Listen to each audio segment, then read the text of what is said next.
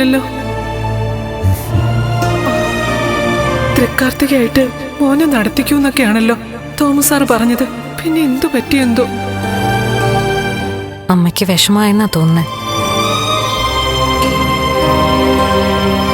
സാരമില്ല, ആ വിഷമം മാറിയിട്ട് ഇനി തൻ്റെ അമ്മയുടെ മുഖത്ത് നല്ല വെളിച്ചം വരാൻ പോകുന്നതല്ലേ.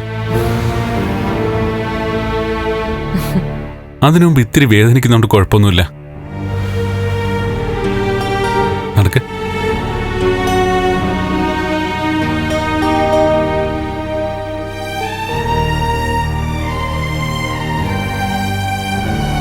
മോന് വലിയ മാറ്റമൊന്നുമില്ലല്ലോ. ദേ, എന്റെ രണ്ടു കാലം ചലിക്കുന്നുണ്ട്. അത് നേരത്തെ പോയിട്ട് വന്നപ്പോഴും ചലനം ഉണ്ടായിരുന്നല്ലോ. അത്രയ്ക്കൊക്കെ ഉള്ള മാറ്റേ ഉള്ളൂ ഇപ്പോഴും. അല്ല, ഇത്തവണ മോന് നടന്ന് മല കയറാൻ പറ്റൂന്നൊക്കെ ആയിരുന്നല്ലോ തോമസ് സാറ് പറഞ്ഞത്. ആ, അങ്ങനെ പറഞ്ഞിട്ടുണ്ടെങ്കിൽ മിക്കവാറും അതിന് സാധിച്ചേക്കും. അമ്മ അകത്തേക്ക് വാ.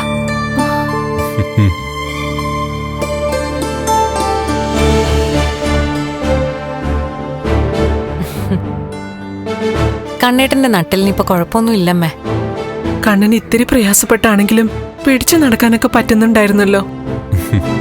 ഇപ്പോ വലിയ പ്രയാസം കൂടാതെ എഴുന്നേക്കാനൊക്കെ പറ്റുന്നുണ്ട്.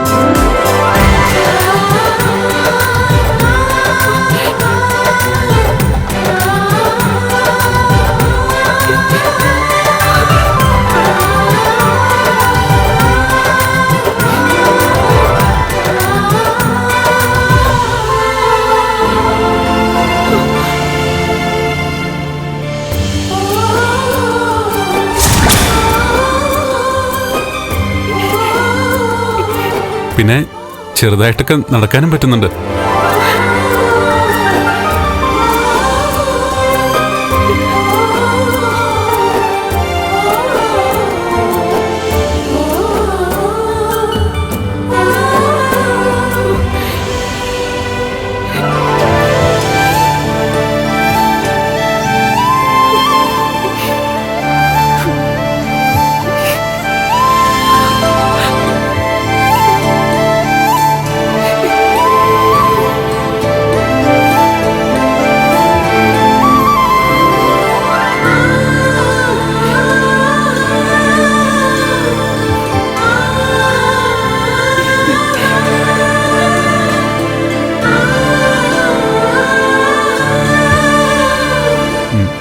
ചെറിയൊരു മുടന്നുണ്ട്, പക്ഷേ സാവകാശം മാറുമെന്നാ തോമസ് സാർ പറഞ്ഞത്.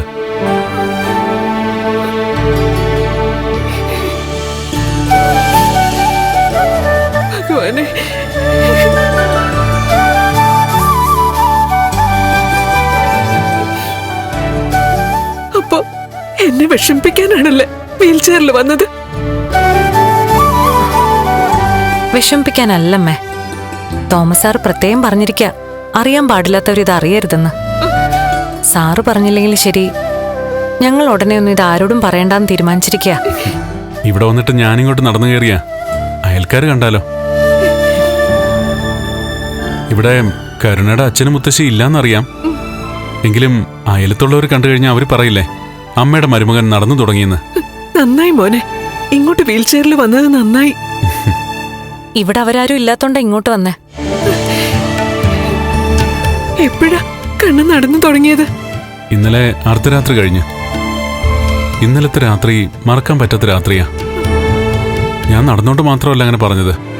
ഇന്നലത്തെ രാത്രിയും ഇയാളെ കൊല്ലാൻ ശ്രമങ്ങളൊക്കെ നടന്നു. എന്നെ ഇന്നലെയും ഗുണ്ടകൾ തട്ടിക്കൊണ്ടു പോയമ്മേ. അവരെന്ന് രക്ഷിച്ചത് മാർക്കോയാ. ഇയാൾ പോകുന്ന സമയത്ത് ഞാൻ നടന്നു തുടങ്ങിയിട്ടില്ലായിരുന്നു. പക്ഷേ ഗുണ്ടകളുടെ പിടിയിൽ നിന്ന് ഇയാളെ മോചിപ്പിച്ച് മാർക്കോ കൊണ്ടുവരുമ്പോൾ ഞാൻ നടക്കുന്നത് അയാൾ കണ്ടത്. എങ്ങനെ നടന്നെന്ന് എനിക്ക് പോലും അറിയില്ല. എല്ലാം അയ്യപ്പന്റെ ഒരു ജാലവിദ്യയായിട്ടാ എനിക്ക് തോന്നുന്നത്. ഇയാളെ തട്ടിക്കൊണ്ടു പോകുന്നതിന് തൊട്ടു മുമ്പ് ഞാൻ ഒരു സ്വപ്നം കണ്ടു. ഗുണ്ടകൾ ഇയാളെ തട്ടിക്കൊണ്ടു പോകുന്നതായിട്ട്. അതിനുശേഷം ഇയാളെ വെടിവെച്ച് കൊല്ലുന്നതായിട്ടും സ്വപ്നത്തിൽ തെളിഞ്ഞു. പിന്നെ ഞാനൊന്നും ആലോചിച്ചില്ല, എഴുന്നേറ്റ് നടക്കുമായിരുന്നു. തോമസ് സാറിന്റെ മുമ്പിൽ എത്തിയപ്പോ സാർ ശരിക്കും അത്ഭുതപ്പെട്ടു പോയി. അതിനുശേഷമാ എനിക്ക് മനസ്സിലാവുന്നത് ഞാൻ നടന്നു തുടങ്ങിയെന്ന്. പിന്നെ ഞാൻ നോക്കുമ്പോ സ്വപ്നത്തിൽ കണ്ടത് അതേപടി സംഭവിച്ചിരിക്കുക. ഇയാളെ കാണാനില്ല. അവസാനം മാർക്കോയ്ക്കൊപ്പം തിരികെ വന്നതിന് ശേഷം ശ്വാസം ഒന്ന് നേരെ വീണത്. സ്വപ്നത്തിൽ കണ്ടതുപോലെ ഇയാൾക്ക് വെടിയേറ്റിരുന്നെങ്കിൽ എനിക്ക് കാലിന് ശേഷി കിട്ടിയിട്ട് എന്തെങ്കിലും പ്രയോജനം ഉണ്ടോ അമ്മേ? ആരായിരിക്കും അത് ചെയ്തത്? അതൊന്നും അറിയില്ല. പിന്നെ ഹോസ്പിറ്റലിൽ കിടക്കുന്നവരെയും മേഘനെയൊക്കെ സംശയിക്കാം. ഇന്നലെ മോന്റെ പിറന്നാളായതുകൊണ്ട് ഇന്നലെ രാത്രിയിൽ മോനെ നടത്തിക്കൂന്നൊക്കെ തോമസ് സാർ ഉറപ്പ് തന്നതുകൊണ്ട് രാത്രി മുഴുവൻ പൂജാമുറിയിലെ വിളക്ക് കെടുത്തിയിട്ടില്ല. അർദ്ധരാത്രി വരെ ഞാൻ പ്രാർത്ഥിച്ചുകൊണ്ടിരിക്കുകയായിരുന്നു. ആ പ്രാർത്ഥനയാ എല്ലാ അർത്ഥത്തിലും ഫലം കണ്ടത്. ഈ സന്തോഷത്തിന് ഞാൻ കുറച്ച് പായസം ഉണ്ടാക്കാം. മോൻ എവിടെയെങ്കിലും നിൽക്കണ്ട. ശരി.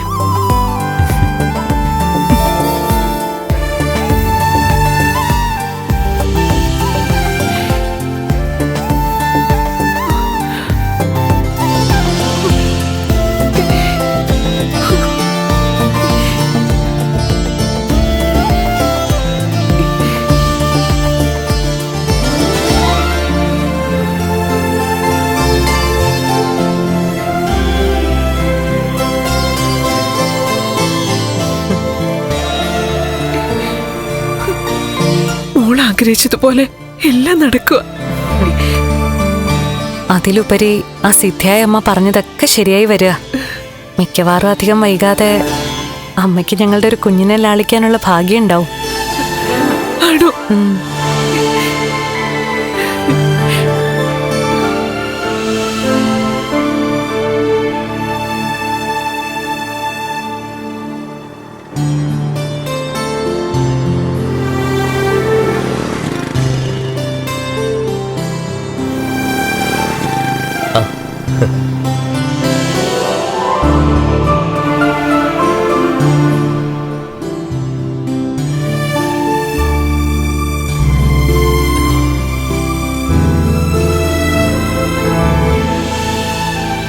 ഇന്നെന്താ ഹാഫ് ഡേ ലീവ് എടുത്ത് വരണമെന്ന് പറഞ്ഞത്? ബുദ്ധിമുട്ടായോ? ഏയ്, ബുദ്ധിമുട്ടൊന്നുമില്ല. മാർക്കോ ആ മാനേജറിനെ വരട്ടിയതുകൊണ്ടേ എനിക്കിപ്പോ ഏത് സമയത്തും പോവാൻ വരാം. എങ്കിലും ഒരു സ്ഥാപനമാവുമ്പോ നമ്മള് നമ്മുടെ ഡ്യൂട്ടി കൃത്യമായിട്ട് ചെയ്യണമല്ലോ. അതറിയാം മഞ്ജു. പിന്നെ അത്രയ്ക്ക് സന്തോഷമുള്ളതുകൊണ്ടാ നിന്നോട് ഞാൻ വരാൻ പറഞ്ഞത്. എന്താ സഹറേട്ടാ? അത് പിന്നെ പറയട്ടെ. എന്തിനാ വെറുതെ ഒരു സസ്പെൻസ്? അത്രയ്ക്ക് സന്തോഷമുള്ള കാര്യമാണോ? അതെ, പഴയ മഞ്ജുവിന് അത് സന്തോഷമായിരിക്കില്ല. കാരണം മുമ്പ് നിന്റെ ആങ്ങളയ്ക്കും അമ്മയ്ക്കൊപ്പം നിൽക്കുന്ന പെണ്ണായിരുന്നു മഞ്ജു. കണ്ണൻ സാറിനെ സ്നേഹിക്കാത്തവളായിരുന്നു. എന്നാലിന്ന് അങ്ങനെയല്ല.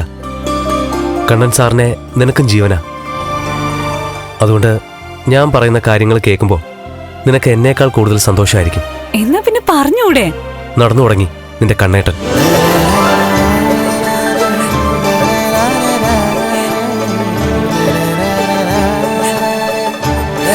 സത്യമാണോ സാഗരേട്ടാ? കണ്ണേട്ടൻ ശരിക്കും നടന്നോ? ആ, ശരിക്കും നടന്നു. ചെറിയൊരു മുടന്നുണ്ട്, എങ്കിലും കാലിനും നടുവിനും സ്വാധീനമൊക്കെ കിട്ടി. അത്യാവശ്യം നടക്കുമെന്ന് എനിക്ക് അറിയായിരുന്നു. അത്രയ്ക്ക് മാറ്റങ്ങൾ ഉണ്ടായിരുന്നല്ലോ. പക്ഷെ ഇത്രയും പെട്ടെന്ന് എഴുന്നേറ്റ് നടക്കുമെന്ന് ഞാൻ കരുതിയില്ല. ഇന്നലെ കണ്ണൻ സാറിന്റെ പിറന്നാളായിരുന്നു. ആ പിറന്നാളിന് തോമസ് സാർ കണ്ണൻ സാറിന് കൊടുത്ത ഒരിക്കലും മറക്കാൻ പറ്റാത്ത സമ്മാനമാണിത്. അത് ഉറപ്പല്ലേ സാഗരേട്ടാ? അല്ല, എനിക്ക് കണ്ണേട്ടിനൊന്ന് കാണാൻ പറ്റുമോ? എന്നോടുള്ള വിശ്വാസം കൊണ്ടാ എന്നെ എല്ലാം അറിയിച്ചത്. പക്ഷേ ആരോടൊന്നും പറയരുതെന്ന് പറഞ്ഞ സ്ഥിതിക്ക് നിന്നെ കൊണ്ടുപോയി കാണിക്കാൻ പറ്റുമോ?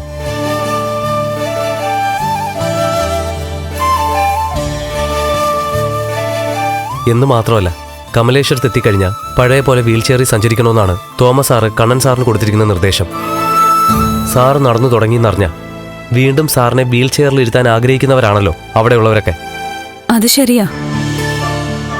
പിറന്നാളായിട്ട് നമ്മൾ രാവിലെ അമ്പലത്തിൽ പോയപ്പോ കണ്ണേട്ടിന് വേണ്ടിയിട്ടാണല്ലോ അർച്ചനയും വഴിപാടും ഒക്കെ നടത്തിയത്. ഈ സന്തോഷത്തിന് ഞാനൊരു കാര്യം തീരുമാനിച്ചു മഞ്ജു. മലയ്ക്ക് പോവാൻ മാലയുടെ, അതും കണ്ണൻ സാറിനോടൊപ്പം തന്നെ. നല്ല കാര്യമാ. സാഗരേട്ടിനെ പോലൊരാള് കൂടെ കണ്ണേട്ടിന് തുണയായിട്ട് പോകുന്നത് കണ്ണേട്ടിന് വലിയ സഹായമായിരിക്കും. ഇന്നലെ രാത്രി തോമസ് സാറ് കണ്ണൻ സാറിന്റെ പിറന്നാൾ കേക്കൊക്കെ മുറിച്ചിരുന്നു. ഇതിനു മുമ്പ് എല്ലാ വർഷവും കണ്ണേട്ടിന്റെ പിറന്നാളിന് വീട്ടിൽ ഒരു ആഘോഷവും ഇല്ലായിരുന്നു. എന്നുവെച്ചാ ഞങ്ങളുടെ അച്ഛൻ മരിച്ച ദിവസമല്ലേ, ആ ദിവസം കണ്ണേട്ടൻ കരുദിനമായിട്ട് ആചരിച്ചോണ്ടിരുന്നെ. പക്ഷേ ഇത്തവണ അതിനൊരു മാറ്റം വരും. ഒരിക്കൽ ആ ദിവസം ഏറ്റവും കൂടുതൽ കണ്ണൻ സാറ് കരഞ്ഞെങ്കിൽ ഇന്നലെ ഏറ്റവും കൂടുതൽ സന്തോഷിച്ച ദിവസം. പക്ഷെ ആ സന്തോഷത്തില് എനിക്ക് പങ്കെടുക്കാൻ പറ്റിയില്ലല്ലോ സാഗരേട്ടാ. സാരമില്ല, ഇനിയുണ്ടല്ലോ കണ്ണൻ സാറിന് ഒരുപാട് പിറന്നാളുകൾ. അന്ന് നമുക്ക് കടം വീട്ടാം. എന്നാലും നടന്നു തുടങ്ങിയ കണ്ണേട്ടനെ ഒന്ന് കാണണമെന്നുണ്ട്. തൽക്കാലം ആ ആഗ്രഹം ഉള്ളിൽ തന്നെ വെച്ചേക്ക്. വാ, നമ്മൾ ആഗ്രഹിച്ചത് നടന്നല്ലോ. കണ്ണൻ സാറിന്റെയും നിന്റെ ഏട്ടത്തിയുടെയും ജീവിതത്തിലെ ഏറ്റവും വലിയ ആഗ്രഹം സാധിച്ചത്. അതറിഞ്ഞ ദിവസം നമുക്ക് ഒരുമിച്ചിരുന്ന് ഭക്ഷണം കഴിക്കാനെങ്കിലും സാധിക്കണ്ടേ? അതുകൊണ്ടാ ഞാൻ നിന്നോട് വരാൻ പറഞ്ഞത്.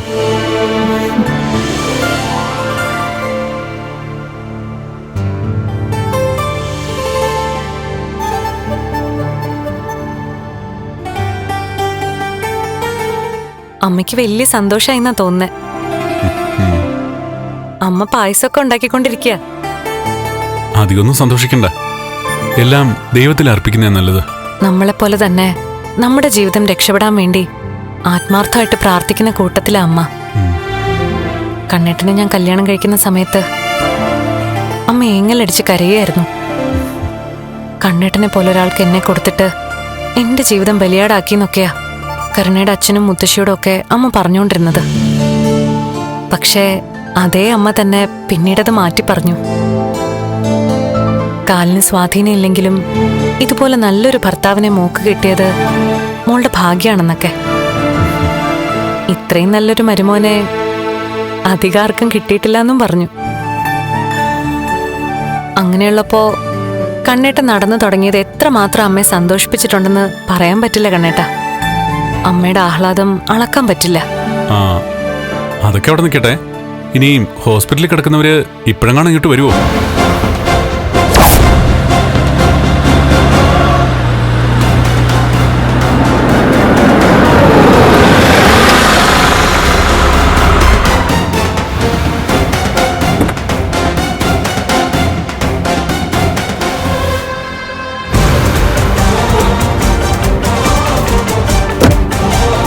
അയ്യോ, എന്റെ ദൈവമേ, കൃത്യസമയത്ത് തന്നെ രണ്ടും വന്നല്ലോ. അവരെവിടെയാണെന്ന് അറിയില്ലല്ലോ.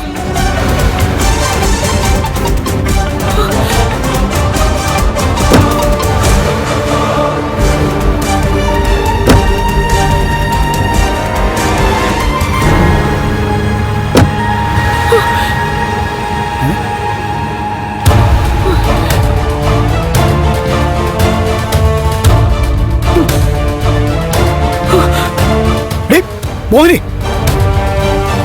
നമ്മൾ വന്നപ്പോഴേ അവള് അകത്തോട്ടങ്ങ് ഓടിപ്പോയല്ലോ. അമ്മേ,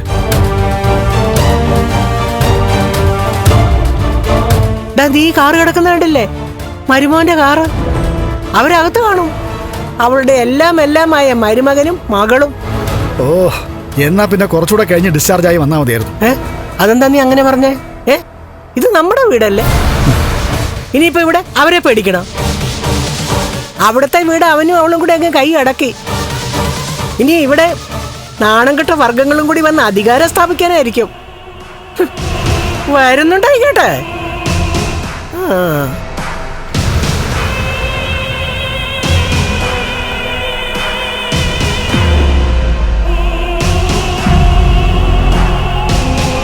മോളെ മോളെ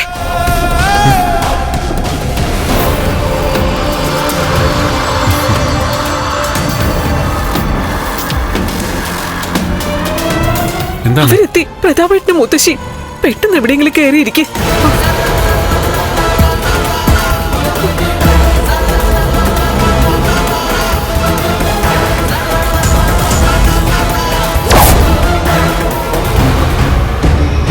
അമ്മേ ആ ദേ, ഇതിവിടെ ഇരിക്കുമ്പോ അവനോട് പോയി. ഇനി അവൻ നടന്നു തുടങ്ങിയോ അമ്മേ? വീൽ ചെയർ ഇവിടെ ഇരിക്കുക. അങ്ങനെ ഒരു കാഴ്ച കൂടി നമുക്ക് കാണേണ്ടി വരുമോ പ്രതാപ?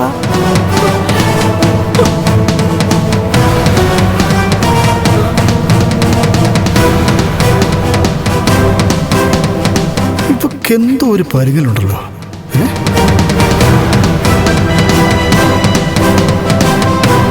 നീ ഞങ്ങളെ കണ്ടിട്ട് എങ്ങോട്ടാടി ഓടിപ്പോയേ? അത് പിന്നെ മോളും കണ്ണനും വന്നിട്ടുണ്ട്. അവരോട് നിങ്ങൾ വന്നെന്ന് പറയാൻ പോയതാ. ആ ആ, രണ്ടാളെ കൂടി അകത്ത് കയറ്റി ഇരുത്തി സൽക്കരിക്കുമായിരിക്കും. അമ്മയ്ക്കും പ്രതാപേട്ടനും എങ്ങനെയുണ്ട്? ഒരു ദിവസം പോലും ആശുപത്രിയിലോട്ട് വരാതിരുന്നിട്ട് അവള് ചോദിക്കുന്ന കേട്ടില്ലേ, എങ്ങനെയുണ്ട് അമ്മയെന്ന്? ഡേ, ചാകാത്ത കൊണ്ടാണ് തിരിച്ചു വന്നത്. ദേ കണ്ടോ, കൈ ഒടിഞ്ഞു. ദേ കണ്ട, ഞങ്ങളുടെ രണ്ടുപേരുടെയും കൈ ഒടിഞ്ഞു. ഇവന്റെ എന്റെയും തലയ്ക്കും മുറിവുണ്ട്. ഇവക്ക് വികലാംഗരെയും വീൽ ചെയറിൽ ഇരിക്കുന്നവരൊക്കെ ആണല്ലോ ഇഷ്ടം. ആ അതെ.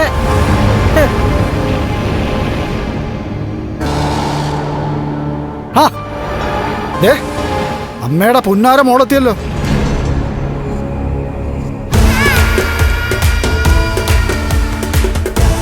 എവിടെടി നിന്റെ കെട്ടിയോൻ? അവനിപ്പോ വീൽ ചെയറിന്റെ സഹായം ഒന്നും വേണ്ടായോ? ഡേ, നിന്റെ കെട്ടിയൻ നടന്നു തുടങ്ങിയോ? അല്ല, ഇത് മണ്ഡലമാസമാ, അവന്റെ ജന്മമാസം. നീ മുറുകെ പിടിക്കുന്ന അയ്യപ്പൻ കരിഞ്ഞിട്ടേ ചിലപ്പോ അവൻ നടന്നു തുടങ്ങിയോന്നാണ് ചോദിച്ചത്. അങ്ങനൊരു ഭാഗ്യം ഇതുവരെ ഉണ്ടായിട്ടില്ല. ഓ, ആശ്വാസമായി. എന്റെ കൈക്ക് ആശ്വാസമായി. ഭയങ്കര വേദനയായിരുന്നു. പിന്നെ എന്തിനാടി വെറുതെ പൈസ കളയാനായിട്ട് ആ കിളവനെ കാണാൻ പോന്നേ? ആ, അയാളുടെ അടുത്ത് ഞാനും അമ്മയും പോയി കിടന്നായിരുന്നു. അന്നാ നിന്നെ അയാൾ പ്രേതമാക്കിയത് ഓർമ്മയില്ലേ? മഹാസിദ്ധനാണെന്നൊക്കെയാ പറയുന്നേ. പക്ഷെ നാവിന്റെ തുമ്പത്ത് കള്ളവേ വരും. അങ്ങനെയുള്ളവനൊക്കെ ചികിത്സിച്ചാലേ ആരും രക്ഷപ്പെടില്ല. ദേ, എൻ്റെയും അമ്മയുടെയും കൈക്ക് പൊട്ടലുണ്ട്. അയാള് നല്ല വൈദ്യനായിരുന്നെങ്കിൽ കുറച്ച് ദിവസം ഞാനും അമ്മ അവിടെ പോയി കിടന്നേനെ. അയാളടുത്ത് പോയി കിടന്നാലേ പിന്നെ നമ്മുടെ കൈയും കാലും കൂടെ മുറിച്ച് കളയേണ്ടി വരും. അതെനിക്ക് അറിയാലോ. മിക്കവാറും കണ്ണന്റെ അവസ്ഥ അത് തന്നെ ആയിരിക്കും കേട്ടോ. അതുകൊണ്ട് ഈ വൃശ്ചിക മാസത്തിലും കാര്യങ്ങളൊന്നും ശരിയായില്ലെങ്കിൽ അവിടേക്കുള്ള പോക്ക് അങ്ങ് നിർത്തിക്കോ. അല്ല, അങ്ങനെയുള്ള ഒരുത്തനാണല്ലോ ഇപ്പൊ മല ചവിട്ടാൻ പോന്നെ. ഇത്തവണ അവിടെ തിരക്കോട് തിരക്കാ. അതിനിടയ്ക്ക് എന്തിനാടി അവനെ അങ്ങോട്ട് തള്ളിവിടുന്നേ? അയ്യപ്പ സ്വാമിക്ക് കാര്യങ്ങളൊക്കെ അറിയാം. എത്ര തിരക്കുണ്ടെങ്കിലും ഒരാൾക്ക് സ്വാമിയുടെ ദർശനം കൊടുക്കണമെന്ന് സ്വാമിക്ക് തോന്നുവാണെങ്കിൽ ഉറപ്പായിട്ടും അതിനുള്ള ഭാഗ്യം ഉണ്ടായിരിക്കും. ഇവനെ കൊണ്ടുപോകാൻ ഡോളിയൊന്നും ആവശ്യമില്ല. പണ്ട് ഭീമൻ അർജുനനെയും യുധിഷ്ഠിരനെയൊക്കെ തോളി വെച്ചോണ്ട് പോയതുപോലെ ആ മാർക്കോ അവനെ തോളി വെച്ചോണ്ട് അങ്ങ് പോയിക്കോളും. അല്ല, എന്നിട്ട് കെട്ടിയോനോടെ? അവനെന്താടി അകത്ത് കയറി ഒളിച്ചിരിക്കുക? അതോ ഇനി അവൻ നടന്നു തുടങ്ങിയിട്ട് അത് ഞങ്ങൾ കാണണ്ടെന്ന് പറഞ്ഞ അവൻ എവിടെങ്കിലും മറിഞ്ഞു നിൽക്കുകയാണോ? അങ്ങനെ അവൻ മറിഞ്ഞു നടക്കോടാ. അവൻ നടന്നു തുടങ്ങിയ ആദ്യം അവൻ നടന്നു കയറി വരുന്നത് നമ്മുടെ മുന്നിലോട്ടായിരിക്കും. അവൻ വന്നില്ലെങ്കിലും ഇവള് അവനെ വിളിച്ചോണ്ട് വരും. എന്നിട്ട് പറയും, ദേ നോക്കിയേ, എന്റെ കണ്ണേട്ടൻ നടന്ന് തള്ളുന്ന അവന്റെ നടുവിന് നല്ല ക്ഷതം പറ്റിയിട്ടുണ്ട്. ഇനി അവന് എഴുന്നേറ്റ് നടക്കാനൊന്നും പറ്റില്ല. നടുവിനുണ്ടായ ക്ഷതം എത്രത്തോളം ആണെന്ന് നിങ്ങൾക്ക് അറിയാലോ അല്ലേ? വീഴ്ചയുടെ ആഘാതത്തെ പറ്റി നല്ല ബോധ്യമാണല്ലോ. അതെങ്ങനെയാണ് ഇവനറിയുന്നത്? ഇവനാണോ അവനും അവന്റെ അച്ഛനും കൂടെ ബൈക്കിൽ പോയപ്പോ ലോറി കൊണ്ടൊന്ന് ഇടിച്ചത്?